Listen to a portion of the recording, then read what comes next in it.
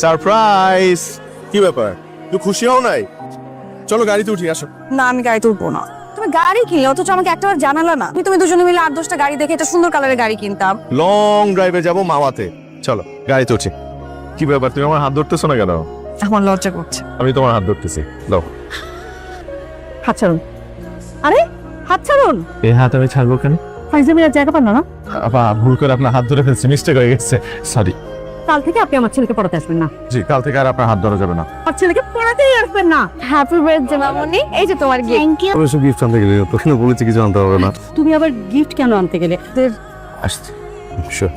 আমাদের সংসারে এত টানাপোড়েন নাই যে এমন একটা গিফট আমি দিতে পারবো না। আচ্ছা, আমাকে যেভাবে রেখেছে আমি খুব সুখে আছি ভাইয়া। ঠিক শুরু করে যেই টাকা বেতন পায়, একসময় তো একদিনই ঢাক করেছিল আমাদের নীলা। এই তো তুই চলে আয়। বসে আছো কেন? যাও ফ্রেশ হয়ে আসো। কি হয়েছে তোমার? নীলা, আই এম সরি, আমি কোনোভাবেই তোমাকে সুখে রাখতে পারতেছি না। আমি তো সুখেই আছি। তুমি সুখে থাকলে আজকে এরকম অপমানিত হয়ে তোমার ভাইয়ের বাড়ি থেকে ফেরত আসতে হতো না। তুমি তো তোমার সাধ্যমতো চেষ্টা করছো, তাই না? কিন্তু তুমি বুঝতে দিতেছো না। নীলা, তুমি কত বড় ফ্যামিলি থেকে আসছো, এমন একটা সংসার করতেছো যে সংসারে শুধু অভাব আর অভাব। অভাব ক্ষণস্থায়ী, আর আমাদের ভাগ্যে যা আছে তা তো হবে। তোমার একটা চাকরি যখন হয়ে যাবে, দেখবার সব ঠিক হয়ে যাবে। আর তখন কিন্তু আমার অনেক কিছু লাগবে। আমাকে মাঝে মাঝে ঘুরতে নিয়ে যাবে, তাহলেই হবে। এমন একটা অপদার্থ স্বামী পাইছো তুমি, একটা ব্যর্থ স্বামী পাইছো যে। ভাই সুমন, ভাই আমার একটা চাকরি ইন্টারভিউ আছে, ওটা শেষ করে তারপরে আসবো। আরে রাখো তোমার। বলেন। তুমি এটা কোনো কাজ করলা ভাই? তোমার কথা চিন্তা করে আমি ভালো একটা টিউশনি তোমার ধরাই দিলাম। এনে যা পুরো আমার বেজ্জতি করো। তোমার কারণে আমি টিউশনি করতে পারছি নাকি মহিলার হাত ধরতে পারছি? আমি দুলাভাইয়ের এখন কি জবাবটা দিব? আচ্ছা ভাই, মানুষ কেমন মানুষ আপনি জানেন না? তোমার এই ঘটনার পর আমার নিজের নিজে বিশ্বাস হচ্ছে না। আমার জায়গাটা আপনি শুনবেন না, আপনি তো একতরফা শুনছেন। ওটা একটা বজ্রতের হাড্ডি। এই নাস্তায় যে পরিমাণে খরচ, তা দিয়ে আমার একদিনের সংসার খরচ হয়ে যাবে। নাস্তা ব্রেক নেবেন না? নাস্তা দিছে আমাকে, ব্রেক নিলে আমি নিব। আধা ঘন্টা ব্রেক নেন, আরামসে খান। দামি দামি নাস্তা দিয়ে আমার মন ঘুরানো যাবে না।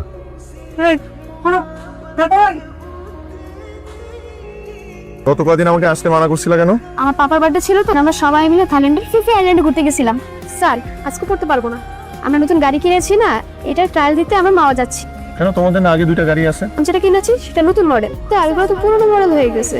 এখন যেটা কিনেছি সেটা নতুন মডেল। আমি তোমার হাত ধরতেছি, দাও। হাত ছাড়ুন। তুই ছেলে, আমি একটা ইলিউশনের মধ্যে ঢুকে গেছি। এরপর থেকে আর জীবনে তুমি টিউশনি পাইবা না। ভাই এই কথা বললেন না ভাই। এক ছাত্রের বাবা, বুঝছো, বার্থডেতে পুরো পরিবার নিয়ে বিদেশ চলে যায়। নতুন মডেলের গাড়ি আসলে পুরানো মডেল সেল করে দেয়। ওরা সুখী। কিন্তু ভেতরের গল্প তার জানো না। কি বলতে চাও, ওরা সুখী না? সুখ হচ্ছে পারিবারিক বন্ধন। আপনি আমাকে বলেন তো, সুখের প্রকৃত সংজ্ঞাটা কি? আমার নিজেরই তো কোনোদিন শুকায় না। এত বড় দোকানের মালিক আপনি, আপনার কি টাকার অভাব আছে নাকি? টাকা থাকলে অভাব কমে না। আপনার সাথে কথা বলতে এসে আমি আওলাই যেতেছি। এবার দাও না নতুন টিউশনি। তো একটু নিয়ে আসার কোনো দরকার ছিল না ভাইয়া। অল্প কিছু জিনিস এনেছি, অভাবে থাকতে থাকতে না অভাবী মানুষের মতো মেন্টালিটি হয়ে গেছে। তো তোর কোনো কিছু দরকার পড়লেও তো মুখ ফুটে বলবি না আমাকে। যাই হোক, জামাই কই? বাইরে গেছে, যে কোনো সময় চলে আসবে। আচ্ছা, আর কত ইন্টারভিউ দিবে বলতো? চাকরি হবেও না ইন্টারভিউ দিয়ে। একটা ব্যবসা বাণিজ্য করতে আমি টাকা দিব। তোমাকে বলো তো, আমাদের মানুষ হয়ে যাচ্ছে। সামনের মাসে আমরা সবাই মানুষ হয়ে যাচ্ছি। তুই আর সুমনও আমাদের সাথে যাবি, ঠিক আছে? পাসপোর্ট আছে তো তোর জামাইয়ের, নাকি সেটাও নেই? ভাইয়া সুমনের পাসপোর্ট আছে, আমার টাইম লাগবে। এত আত্মসম্মান না ভালো না। গরিবের আত্মসম্মান বোধ থাকতে নেই। আর টাকা নেই, তার কোনো সম্মানও নেই। এটা তুমি ভুল বললা ভাই। তুমি আমার সামনে আমার জামাইকে নিয়ে যা খুশি তাই বলে যাচ্ছ। আমি ভেবেছিলাম তুমি হয়তো বাবা থেকে আলাদা হবা, তোমাদের সবার মেন্টালিটি একই। পাসপোর্ট আছে তো তোর জামাইয়ের, নাকি সেটাও নেই? গরিবের আত্মসম্মান বোধ থাকতে নেই। ভালো চাকরি করে? না স্যার, সরকারি চাকরি করে। দেখি তোমাদের নিজেদের বাড়ি? না, ভাড়া। নিজেদের গাড়ি নেই? না স্যার। তাহলে তো তোমরা অত একটা সুখী না। স্যার, গল্প করে সময় নষ্ট করেন না স্যার। রাখো তোমার চ্যাপ্টার। তোমাদের এই গাড়ি নাই কেন? বাইক আছে, না যাওয়া যায় স্যার। আমরা তো অনেক জায়গায় ঘুরি স্যার। একটা সরিয়াল ঘোরার মতো জায়গা করি। চিড়িয়াখানা, গুলিস্তান। গুলিস্তানে ঘুরতে যাও তোমরা? খেতে যাই, ওখানে একটা হোটেল আছে স্যার, সেই খাবার স্যার। থাইল্যান্ড যাও না? থাইল্যান্ড? অত টাকা নাই স্যার। তাহলে তো তোমরা অত একটা সুখী না। স্যার ভালোই আছি আলহামদুলিল্লাহ স্যার। মাছ খাও। খাও না, ভালো লাগতেছে? ভালো লাগতেছে না। ওলির মধ্যে যে তুমি আমাকে নিয়ে আসছো এরকম একটা সস্তা পচা হোটেলের মধ্যে, তুমি খেয়ে দেখো না, ভালো লাগবে না। এই খাবার আমি খেতে পারবো না। ডিটেলস নাইট লেখা থাকতে হবে, ডিটেলস নাইট। তুমি কি করলা তুমি? এই ভালো টিউশনিটা ছেড়ে দিলাম। আরে ছাড়বো না তো কি করবো? ওরা যে গরিবের গরিব। এটা গল্প শুনে তো আমি ইলুশনে যাই, আর এটা গল্প শুনে আমি ডিপ্রেশনে চলে যেতেছি। আরে মিয়া, কত বড় লোক! আরে বিশাল বড় লোক। কি তোরা একটা গেটআপ ধরতে হইব। আরে বেটা ওই যে কবির গেটা বললাম না। একটা ইন্টারভিউ আছে।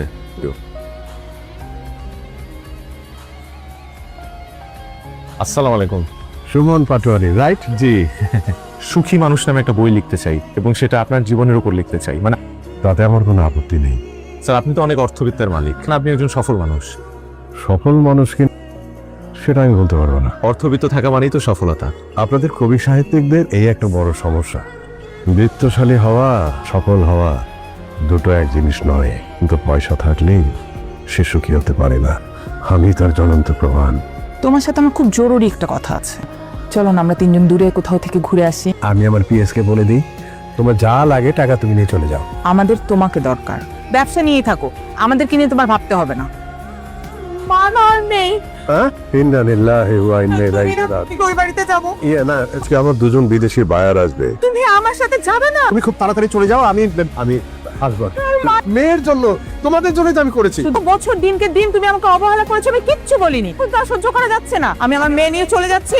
টাকার পেছনে ছুটতে গিয়ে আমি ভুলেই গিয়েছিলাম, হাতের মুঠোই তো সুখ ছিল। বলো যে সফল মানুষের দেখা আমি কোথায় পাবো? হয়েছে নায়িকা নবনীতাকে নিয়ে। একটা বেস্ট অ্যাক্ট্রেসে অ্যাওয়ার্ড পেয়েছে নায়িকা নবনীতা। আমার এবারের টার্গেট নায়িকা নবনীতা।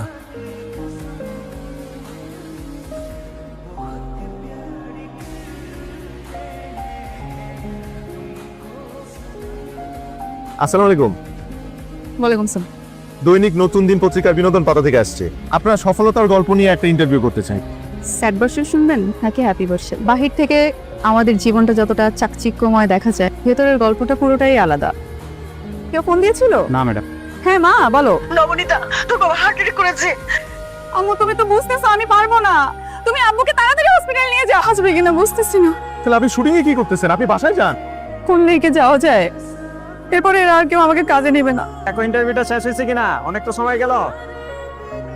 দুনিয়ায় এত এত মানুষ, আমি সুখী মানুষ পাই না। আপনার কাছে সুখ বিষয়টা আসলে কি? যদি আমি জানতাম তাহলে তো আপনার কাছে আসতাম না। ওকে, আমার সন্তান, সন্তান কি আপনার সাথে থাকে না? তার নানির কাছে থাকে, সে আমার সাথে থাকে না। দেখুন, আপনার পেশেন্টের অবস্থা খুবই ক্রিটিক্যাল। অসুবিধা, আপনি সিজার করেন স্যার। কাউন্টারে ফর্ম ফিল আপ করতে হবে আর টাকা জমা দিয়ে দিতে হবে। জি স্যার, অপারেশনটা করেন, আমি টাকা দিয়ে দেবো স্যার। নিয়মের বাইরে যাওয়া আমাদের কোনোভাবেই সম্ভব নয়। আমার আরো কিছু পেশেন্ট আছে। Excuse me. আমার কাছে টাকা ছিল না, তুমি আমাকে ক্ষমা করো। আমার কাছে যদি টাকা থাকতো তাহলে সেদিন এই ঘটনাটা ঘটতো না। এই লেকচারার থেকে হয়ে যায় মোটিভেশনাল স্পিকার। আপনি একটা সুখের মুখোশ পরে মানুষকে ধোকা দিয়ে যাচ্ছেন। আসলে আমি সুখী না। পৃথিবীতে পূর্ণাঙ্গ সুখী মানুষ খোঁজা আসলেই বোকামি। সবাই কোনো না কোনোভাবে অপূর্ণ। যার যা আছে সেটাকে সুখের উপকরণ বানিয়ে নেওয়াটাই বুদ্ধিমানের কাজ। সারাদিন কোথায় কোথায় ঘুরে বেড়া বলো তো? সুখী মানুষের খোঁজে রাস্তায় রাস্তায় ঘুরে বেড়ায়। নিজের ঘরে সুখী মানুষ রেখে তুমি রাস্তায় ঘুরে বেড়াচ্ছ। তুমি সুখী মানুষ? জীবনের প্রতি সন্তুষ্টি দিয়ে হয়। তুমি হয়তো আমাকে অর্থবর্ত দিতে পারোনি, কিন্তু সবকিছু আমাকে দিয়েছো। তুমি আমাকে ভালোবাসো, এটাই তো যথেষ্ট। আসলে কিন্তু আমরাই তো সুখী।